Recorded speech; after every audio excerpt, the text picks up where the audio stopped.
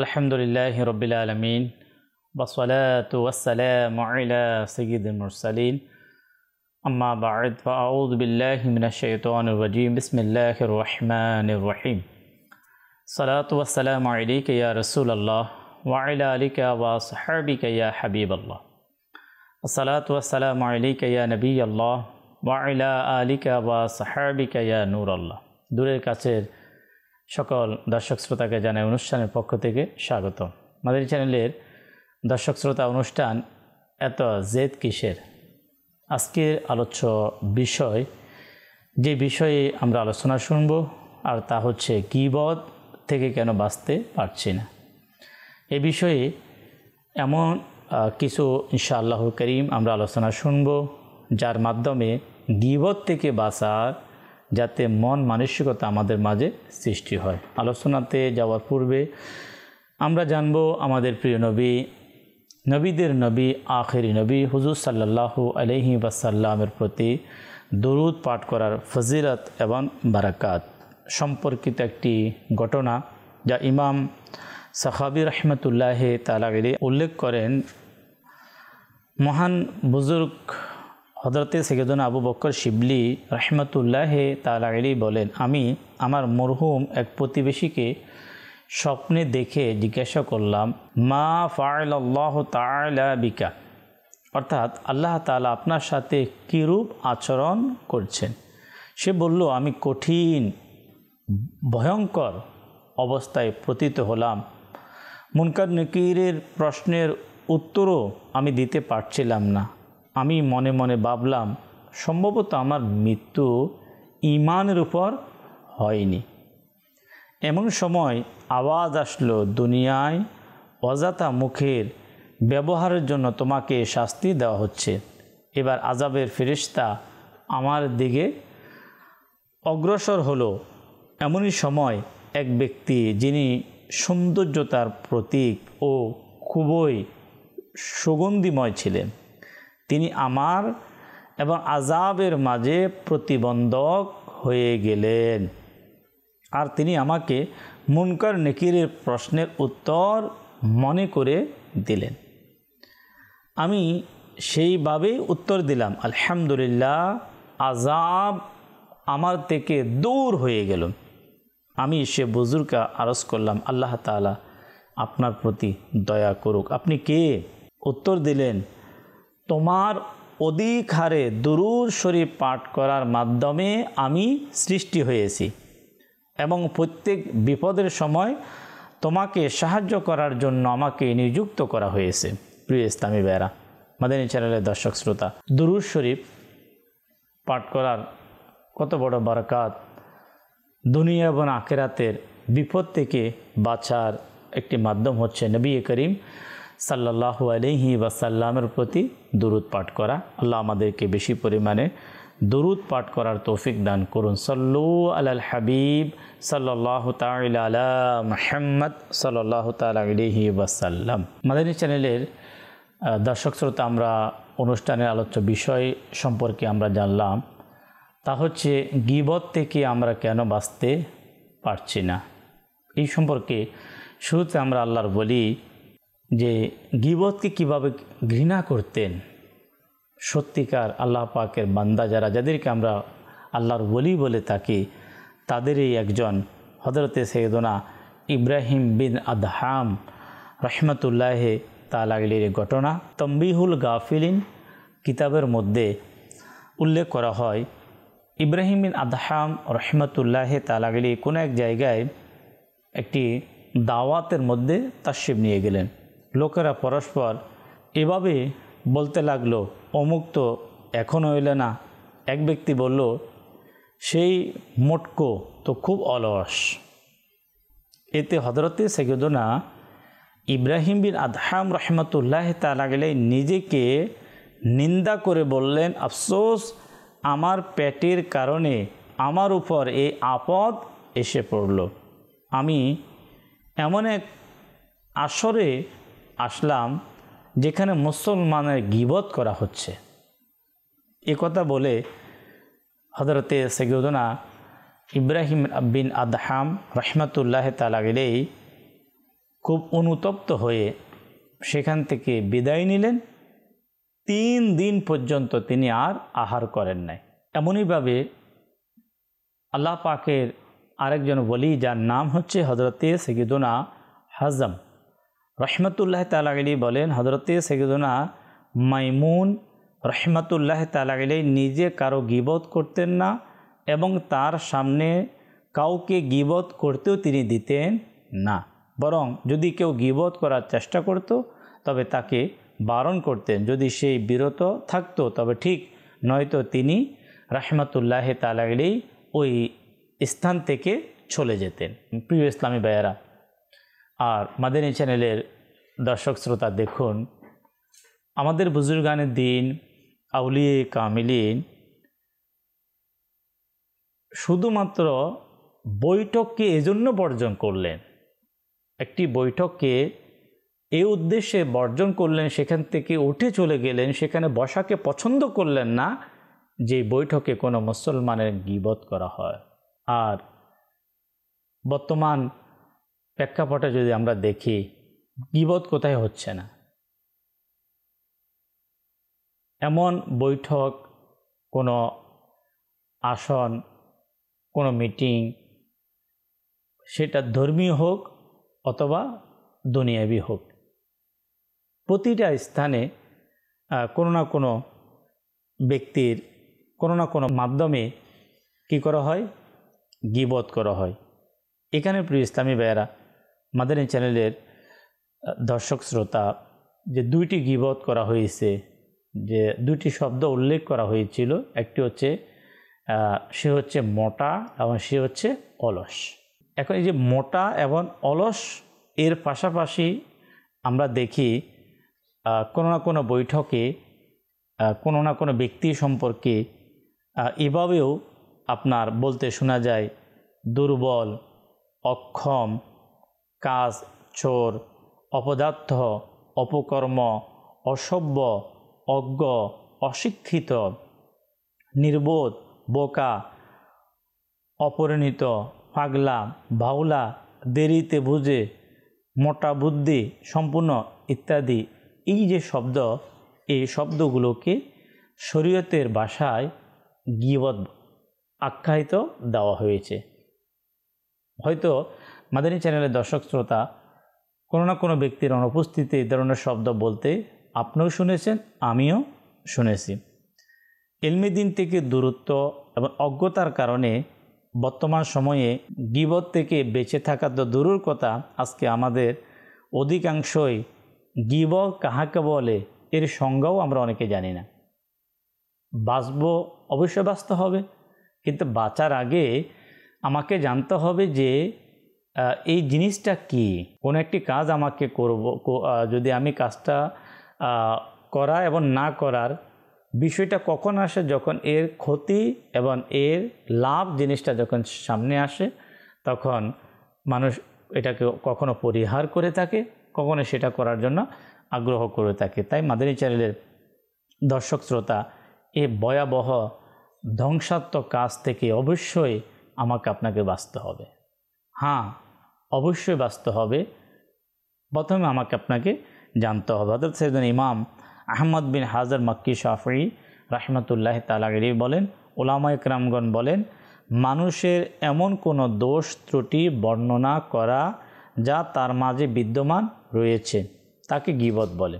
এবার সে দোষ ত্রুটি হোক তার দিন, দুনিয়া, ব্যক্তিত্ব, চরিত্র, সন্তান, সন্ততি, স্ত্রী, চাকর, তার পোশাক, তার গাড়ি, ওভারঅল যে কোনো বিষয়কে নিয়ে হোক, তার সন্তানের ব্যাপারে হোক, তার স্ত্রীর ব্যাপারে হোক, তার শরীরের ব্যাপারে হোক, তার জ্ঞানের ব্যাপারে হোক, তার দোকানের ব্যাপারে হোক, তার কর্মের ব্যাপারে হোক, যে কোনো বিষয়ে এমন কোনো শব্দ, এমন কোনো ত্রুটিমূলক শব্দ উল্লেখ করা যা তার মাঝে বিদ্যমান, ওই শব্দটাকে বলা হয় গীবত। আর অনেকগুলো শব্দের মাধ্যমে এটা হতে পারে। জানা গেল মানুষের এমন কোনো ত্রুটি আলোচনা করা যা তার মাঝে বিদ্যমান আর তার অনুপস্থিতিতে বর্ণনা করা হয়, তাহলে তাকে গীবত বলে। দর্শক শ্রোতা, আমরা এই জিনিসটি আমরা বুঝতে পারলাম যে গীবত কাহাকে বলে। আর যদি সে দোষ ত্রুটি তার মাঝে না থাকে তাহলে সেটাকে বলা হয় অপবাদ। অর্থাৎ আমরা অনেক সময় আমাদের সমাজে আমরা শুনে থাকি যে অমুকের ব্যাপারে মিথ্যা অপবাদ দিল। দোষ তার মাঝে যদি থাকে বলা, এটাও অপরাধ, এটাকে গীবত বলা হয়। আর যদি তার মাঝে সেই দোষটা না থাকার পরও যদি কাউকে বলা হয় তাহলে সেটাকে বলে অপবাদ, যা গীবত থেকেও মারাত্মক গুনাহ। যেমন রসুল করিম রউফুর রহিম সাল্লাল্লাহু তাআলা আলাইহি ওয়াসাল্লাম জিজ্ঞাসা করলেন, তোমরা কি জানো গীবত কি? আরজ করা হলো আল্লাহ তাআলা এবং তার প্রিয় হাবিব সাল্লাল্লাহু তাআলা আলাইহি ওয়াসাল্লাম এই সম্পর্কে ভালো জানেন। তো নবী করিম সাল্লাল্লাহু তাআলা আলাইহি ওয়াসাল্লাম ফরমান, তোমরা নিজের ভাই সম্পর্কে এমন আলোচনা করো যা সে অপছন্দ করে। আরজ করা হলো যদি ওই বিষয়টি যদি তার মাঝে বিদ্যমান থাকে, ইরশাদ করলেন যে বিষয়টি তোমরা বলছো যদি তার মাঝে বিদ্যমান থাকে তবে তুমি তার গীবত করেছো, আর যদি তার মাঝে তা বিদ্যমান না থাকে তাহলে তুমি তাকে অপবাদ দিয়েছো। মনে রাখবেন, গীবত করা কবিরা গুনাহ, হারাম এবং জাহান্নামে নিয়ে যাওয়ার মতো কাজ। কোরআনুল করিম ফুরকানুল হামিদে মহান রব্বুল আলামিন একে মৃত ভাইয়ের মাংস ভক্ষণ করার মতো ঘোষণা করেছেন। পৃথিবীতে মাদানী চ্যানেলের দর্শক শ্রোতা, একটা হচ্ছে মৃত কোনো জিনিসের মাংস খাওয়া, এটা তো পরে। কাউকে যদি বলা হয় আপনাকে পুরস্কার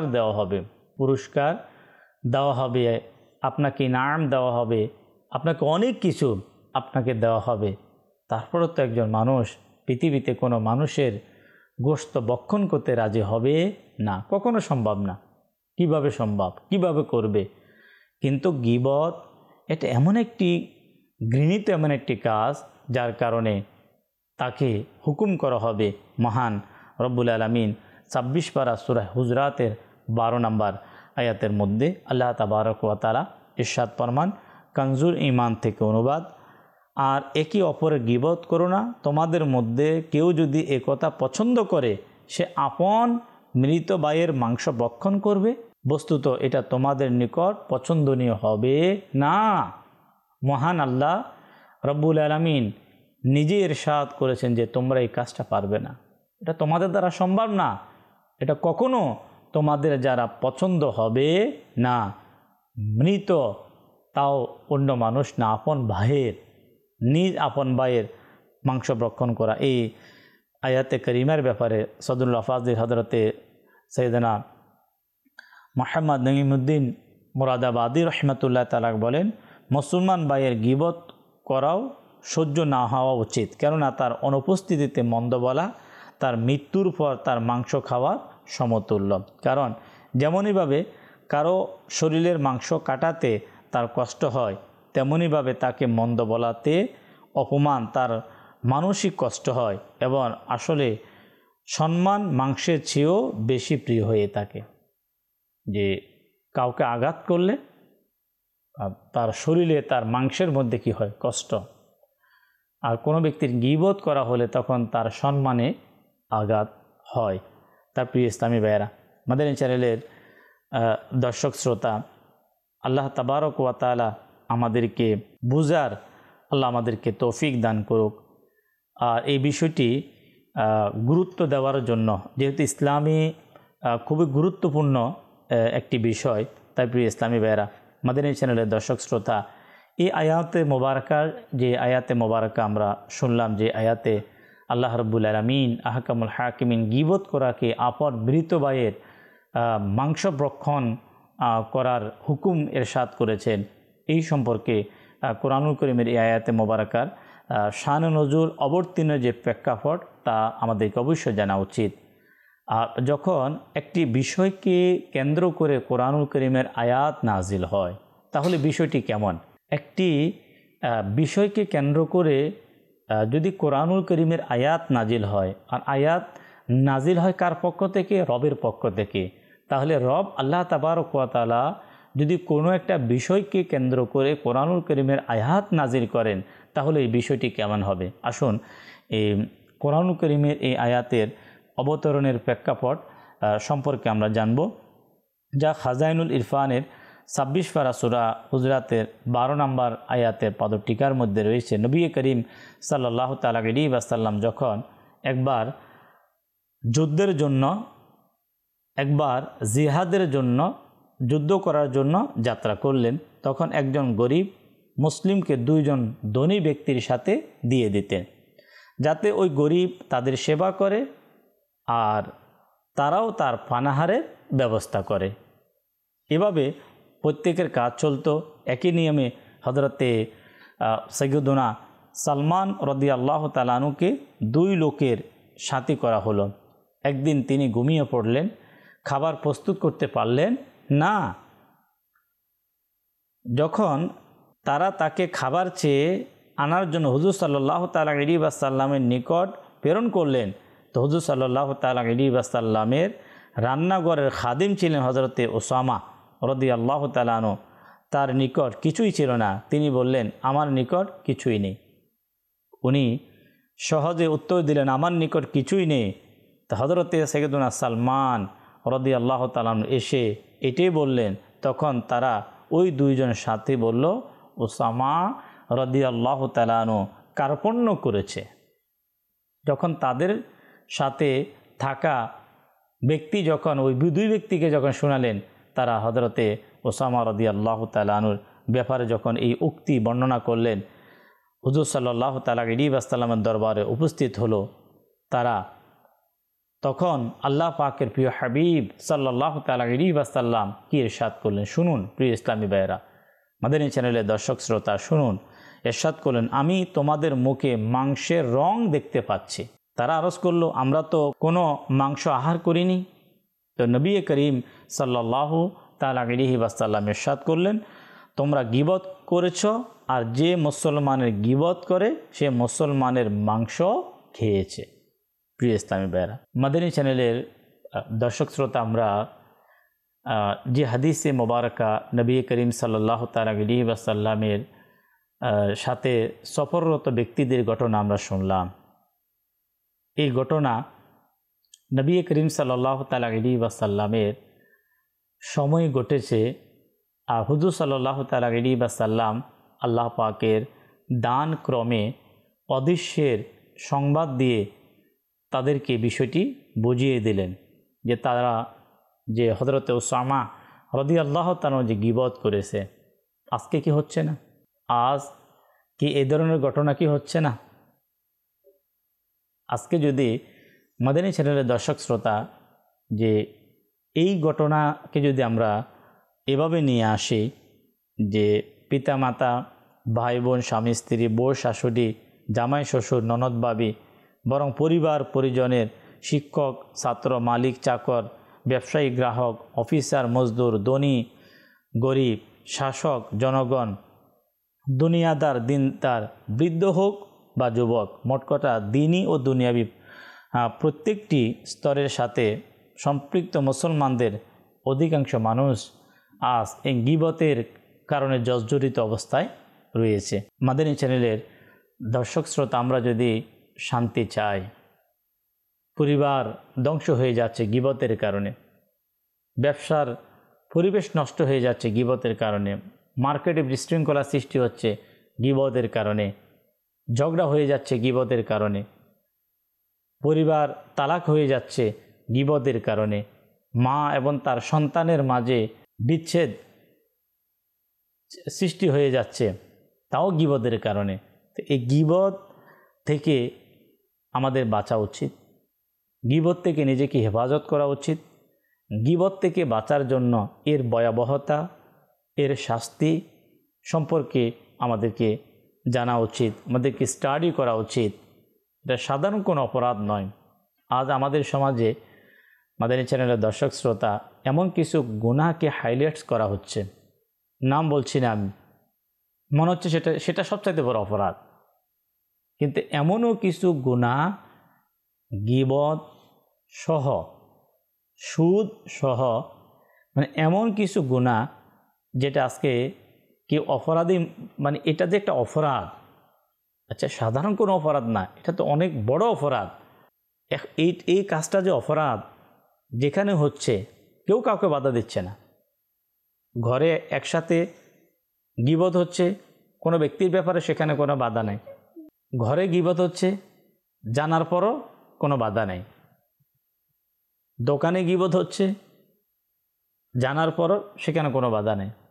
মার্কেটে গীবত হচ্ছে, কোনো বাধা নেই। এই গীবত থেকে আমাদের বুজুর্গানে দিন তারা নিজেকে হেফাজত করতেন। অনেক সময় গীবতের পরিবেশ থেকে উঠে যেতেন, যার ঘটনা মাদানী চ্যানেলের দর্শক শ্রোতা আমরা পূর্বেই আলোচনাতে আমরা শুনেছি। তাই আমাদেরকে বিষয়গুলো থেকে, এ ধরনের বৈঠক থেকে যেখানে গীবত হয়, গীবতের পরিবেশ তৈরি হয়, ওই সকল বন্ধুত্ব পরিবেশ থেকে, ওই ধরনের গীবতের পরিবেশ থেকে আমাদেরকে বাঁচা উচিত। গীবত করাও হারাম, গীবত শোনাও হারাম। আমি কেন যাচ্ছি? আমি জেনে শুনে, আমি জানি এখানে গেলেই কিন্তু সমালোচনা হবে, গীবত হবে, তারপরও সেখানে আমি চলে যাচ্ছি। তাই প্রিয় ইসলামী ভাইয়েরা, মাদানী চ্যানেলের দর্শক শ্রোতা, আমাদের সমাজে সাধারণত বলা হয়ে থাকে, কিন্তু শরীয়তের বিনা অনুমতিতে বলার কারণে এই বাক্যগুলো গীবত। এমন কিছু বাক্য আমাদেরকে আমাদেরকে জানা উচিত, আমাদেরকে শোনা উচিত। প্রতিনিয়ত আমাদের জবান থেকে বের হচ্ছে, কিন্তু আমরা জানি না যে আমার গীবত হচ্ছে। তাই তো আমাদেরকে বিষয়গুলো আমাদেরকে শোনা উচিত, আমাদেরকে বোঝা উচিত। তাই আসুন মাদানী চ্যানেলের দর্শক শ্রোতা, এমন কয়েকটি বাক্য আমরা শুনবো যাতে আমরা আমাদের জবানকে হেফাজত করতে পারি, নিজেকে গীবত থেকে আমরা মুক্ত রাখতে পারি। স্ত্রীর প্রতি অত্যাচার করে, ঋণ খেলাফি, চোর, আত্মসাৎকারী, অসৎ, পাগলাবাজ, টাকা খেয়ে নেয়, বড় বদমেজাজের, কঠোর হৃদয়, এর তো ফ্রি মাল, নির্দয়ওয়ালা হিসাব, উপকার করে দেখিয়ে দেয়, অকৃতজ্ঞ, চলনকারী, বাউলা, পাগলা, জ্ঞানহীন, তার জ্ঞান ঘাস খেয়ে ফেলেছে, তার মাথা বসিতে ভর্তি, সন্দেহপ্রবল, কুমন্ত্রণা প্রদানকারী, ডিউটি পুরা ঠিক করে না, হারামের সম্পদ খায়, অহংকারী, দাম্ভিক, তার জ্ঞান সর্বদা আসমানে থাকে, হিংসুক, কৃপণ, কিপটে মাছি শুষে খায়, কাউকে উন্নতি করতে দেয় না, নিজের নেতৃত্ব দেখায়, নিজের কৃতিত্ব বলে বেড়ায়, টালবাহানাকারী, গরিবের ঘাসক খেতে দেয় না, চাটুকার, প্রত্যেক বিষয়ে হাত গুটিয়ে দেয়, খুব নির্লজ্জ, আবারও নামাজে তার মোবাইল বাজছিল, নিজেকে খুব জ্ঞানী মনে করে, অমুকের মাইন্ড ইসলামিক নয়, আমাদের মসজিদের ইমামের কথাই বা কী বলবো, তিনি তো বেতন বগি মাওলানা, আমাদের মুয়াজ্জিন ধনীদের থেকে দান্দা করতে থাকে, বেআমল, দ্বীনি জ্ঞান থেকে অনেক দূরে, সে নামাজও পড়তে পারে না, তার চেয়ে তো অমুক আরও বেশি আমলদার, দুনিয়াকে উপদেশ দেয় আর নিজের পরিবারকে ছাড় দিয়েছে, তাই তো তার মেয়ে বা বোন বা স্ত্রী পর্দাহীন ঘোরাফেরা করে, তার চেয়ে তো আরও ভালো পড়তে পারে, শুধু আমি করে, নিজেই ধোয়া তুলসী পাতা সেজে যায়, নিজের প্রশংসা শুনতে খুব আগ্রহী, নিজের নামের জন্য পড়ে আসে, নামের জন্যই করে, নিজের বাহাবা চায়, চাটুকারিতা পছন্দ করে, অনেক বেড়ে গেছে, আগে বসার বড়ই শখ, তার ভিডিওতে আসার খুব শখ, সগলখোর। প্রিয় ইসলামী ভাইয়েরা, মাদানী চ্যানেলের দর্শক শ্রোতা হয়তো ভাবছেন প্রতিনিয়ত এই কথাগুলো আমাদের জবান থেকে বের হচ্ছে। হ্যাঁ, তাই তো প্রিয় ইসলামী ভাইয়েরা, এই গীবত থেকে যখন মানুষ নিজেকে বাঁচাতে পারছে না, যেখানেই যাচ্ছে, যখন কোনো মানুষ কথা বলছে, তখন তার মুখ থেকে ডজনকে ডজন যখন গীবত এর মহামারী শব্দ বের হচ্ছে। দাওয়াত ইসলামের প্রতিষ্ঠাতা হযরত আল্লামা আবু বিলাল মোহাম্মদ ইলিয়াস আত্তার কাদেরী দামাত বারাকাতুহুমুল আলিয়া তিনি স্লোগান দিয়েছেন, যাতে প্রত্যেক মানুষের কানে কানে এই গীবতের বিরুদ্ধে যাতে করে যুদ্ধ এই শব্দটা জারি হয়ে যায়।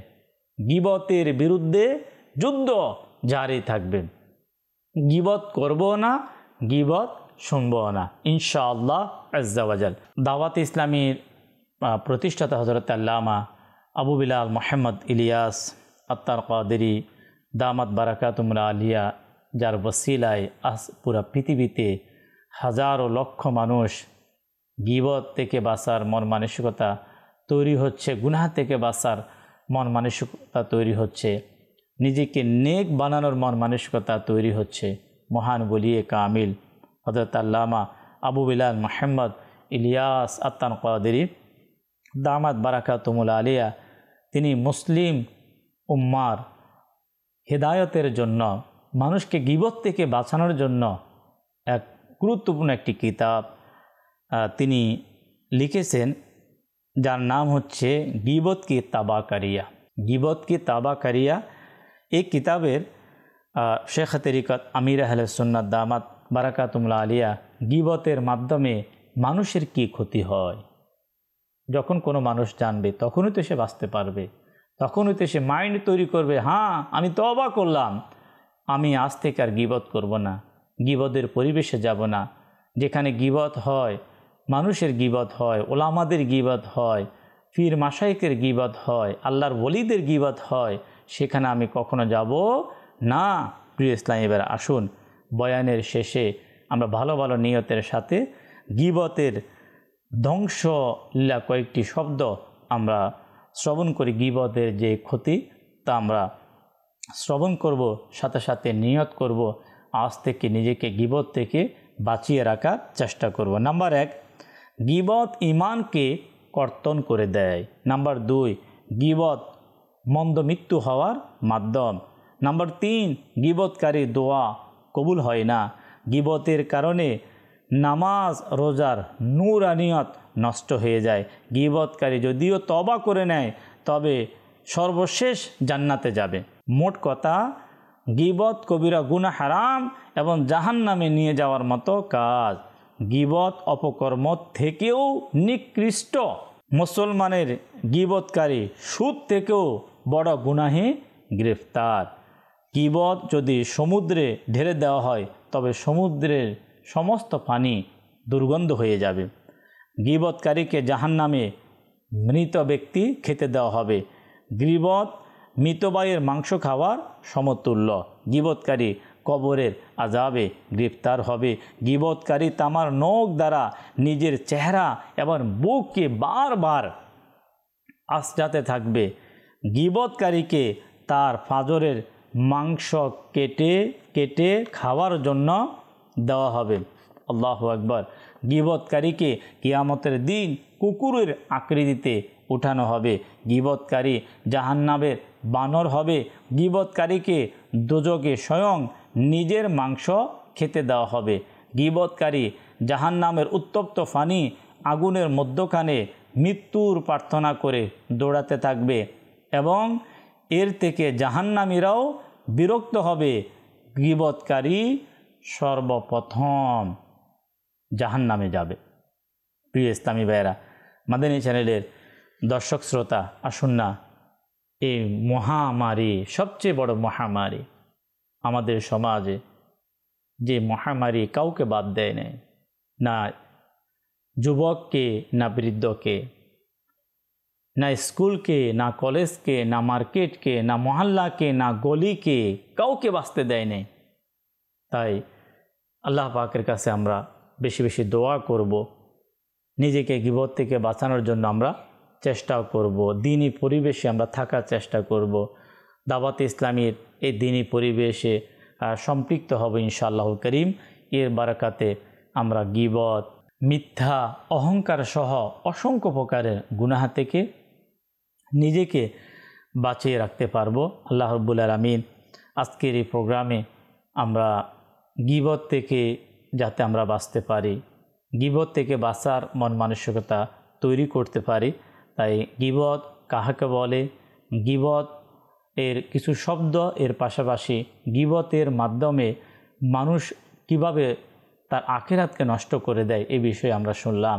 আল্লাহ রব্বুল আলামিন আহকামুল হাকিমিন আমাদেরকে স্মরণ রাখার তদনুযায়ী আমাদেরকে আমলি জিন্দেগি গঠন করার তৌফিক দান করুন। সাল্লু আলাল হাবিব সাল্লাল্লাহু তাআলা আলা মুহাম্মদ সাল্লাল্লাহু তাআলা আলাইহি ওয়াসাল্লাম।